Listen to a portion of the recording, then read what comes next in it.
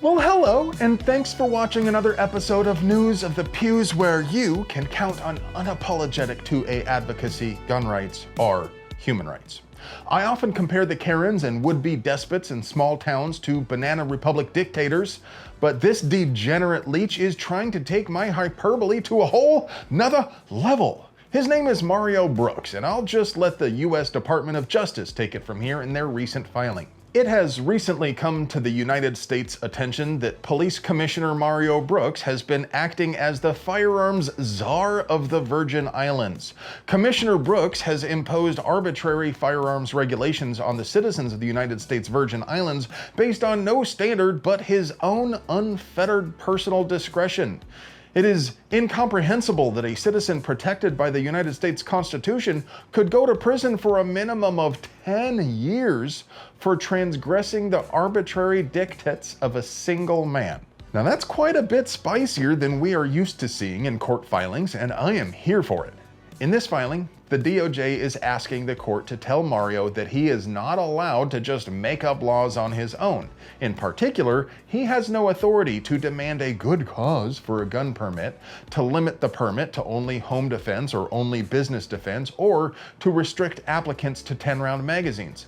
None of that crap is codified in statute in the Virgin Islands, and it wouldn't be constitutional even if it were in the statute. And he sure as hell does not have the authority to just go making it up as he goes along. This is the part where I say how I remain pleasantly surprised that DOJ is playing the role of the good guy for once, while I also remind you, well, they're still out there defending the NFA in court, and they have done literally nothing to prosecute the killers of Brian Malinowski or the scumbags who faked evidence and lied to the jury to convict Patrick Adamiak. But hey, it would be impossible for me to produce quality 2A propaganda without you. That's right. I don't have any sponsors, so I literally could not make this content without your support. So if you happen to be in a comfortable place right now, please consider supporting this channel by purchasing one of these sick t-shirts for just $15. Or maybe one of these rad stickers, mugs, or magnets is more your speed. But whether you buy merch or donate directly down at the links in the doobly-doo, or of course right here, your help is what keeps this thing going, and I am incredibly grateful for your generous support. But if you're not in a comfortable place in life, please don't feel pressured. You don't owe anyone else a thing. Just enjoy this 2A propaganda at the price of free $99 and continue to pray for us. U.S. District Court Judge Matthew Kacsmaryk just struck down the engaged in the business rule left over from the Biden regime. As you know, that rule is used to determine when a person is engaged in the business of buying and selling firearms in the context of requiring a federal firearms license. In practice, it determines which transfers must proceed through a licensed dealer rather than a simple face-to-face private sale. The intent was to create a rule so broad and so ambiguous that normal people wouldn't take any chances and would simply do any transfer at all through a dealer. With the rule vacated, we really have no idea what the ATF is willing to prosecute for, but let's be honest, we already know they're happy to use tax dollars to infringe the rights of any American at any time, for any arbitrary made-up reason. Florida is weird. You know that. But what I mean in this case is that most of the Southeast has long been relatively gun-friendly, but not Florida. They've got weird crap like waiting periods and a ban on shooting fast. But James Uthmire is their Attorney General, and he's honestly been kicking ass recently. Mainly, what he's been doing is refusing to defend unconstitutional laws like the under 21 long gun ban and open carry. The latest is the waiting period. Uthmire filed an offer of judgment, basically saying they would stop defending the case under the terms that they end enforcement of the waiting period, and the plaintiffs get $10,000 for attorney's fees but no damages.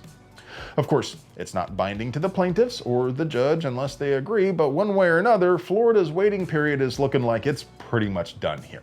The Brady Bunch is suing the ATF because they're used to getting their way and now they can't anymore.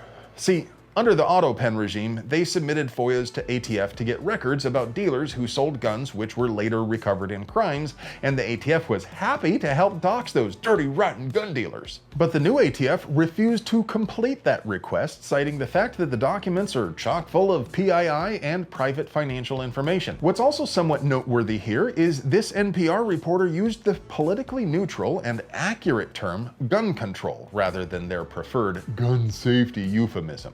Of course, the honesty stops right there because they glaze Brady for the rest of the article, but you know, credit where it's due, I guess. And finally, your last story for today is the Supremes just got round to ruling on Hemani yesterday. They upheld the Fifth Circuit's ruling saying the government has no business violating a man's rights just because he smoked some jazz cabbage. The government tried to defend their policy based on historical public drunkenness laws, but those laws prevented people from carrying a gun while they were in a state of incapacitation, not just in general. And if barely functioning alcohol addicts can buy a gun, so long as they're not actively high? Just give me my gun. Sorry, the law requires a 5-day waiting period. We've got to run a background check. 5 days? But I'm mad now. Then why wouldn't the same be true for any other drug? The ruling was unanimous, but it's as applied, so it doesn't strike down 922G3 altogether. We're going to see quite a few more court cases on this topic before it gets completely ironed out, so maybe don't go pulling glong rips on TikTok just yet, but at the same time, we're also a lot less likely to see cops sending people to the struggle cuddle cage just for having a roach in the ashtray while carrying a gun. Well folks, rounds complete on 2, but before I get to your moment of completion, I want to thank Squirted Glissies for making this show possible. I love you. Man, you ain't gonna do shit.